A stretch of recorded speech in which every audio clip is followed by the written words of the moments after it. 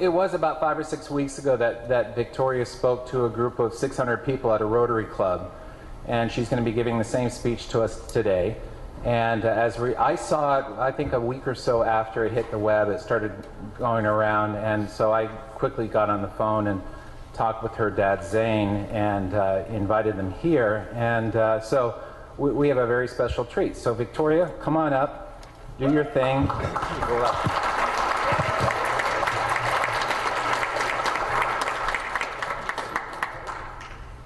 Have you ever wondered why Canada is in debt? Have you ever wondered why the government forces Canadians to pay so many taxes? Have you ever wondered why the bankers from the largest private banks are becoming wealthier and the rest of us are not? Have you ever wondered why the gross national debt is over $800 billion? Or why we are spending $160 million a day on the interest of the national debt? That's $60 billion a year. Have you ever wondered who receives the $60 billion? What I have discovered is the banks and the government have colluded to financially enslave the people of Canada. I will share with you 3 important points of reference which will hopefully spark enough interest and concern for you to continue the research on your own and to engage your government to stop this criminal act against the people of Canada. First, we will briefly examine the Bank of Canada. Second, we will see how our banking system works today. And lastly, I will offer a viable solution that we can petition our government to implement. A very little known figure in Canadian history is J.O. McGeer. He was a lawyer, Member of Parliament, and Mayor of Vancouver. His contribution to Canada is probably the greatest in our history. He championed the creation of the National Bank of Canada, whose sole purpose is to create and manage Canada's money. It was formed on July 3, 1934, and owned by all Canadians. Until the 1970s, because of the Bank of Canada, Canada's national debt was held at a constant, manageable level, until the government decided to implement what we now have as our modern-day banking system that is robbing the Canadian people. So how are they robbing us? Allow me to explain how our private banks and government work today.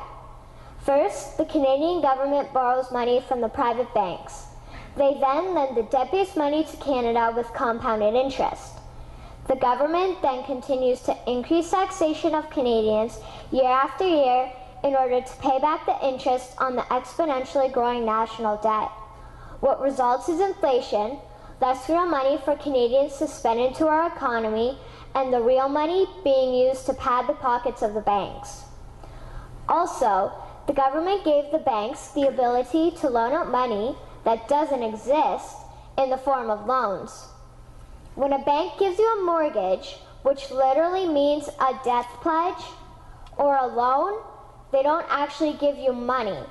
They click a key on a computer and generate the fake money out of thin air. They don't actually have it in their bank vaults.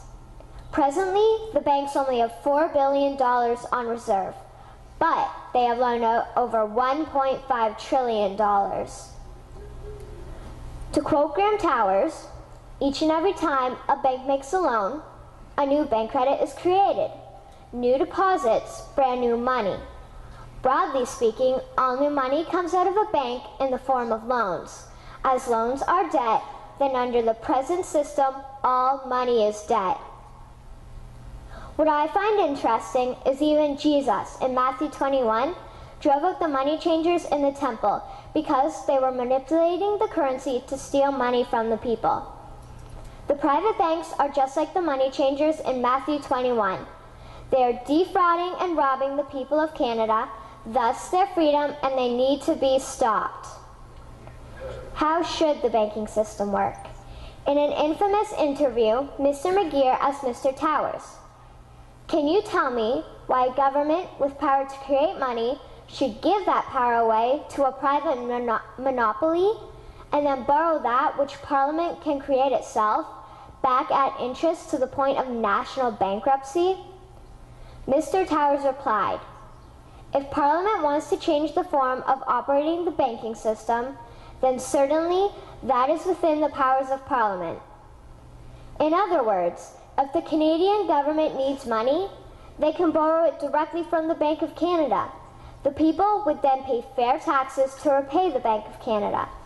This tax money would in turn get injected back into our economic infrastructure and the debt would be wiped out. Canadians would again prosper with real money as the foundation of our economic structure and not debt money.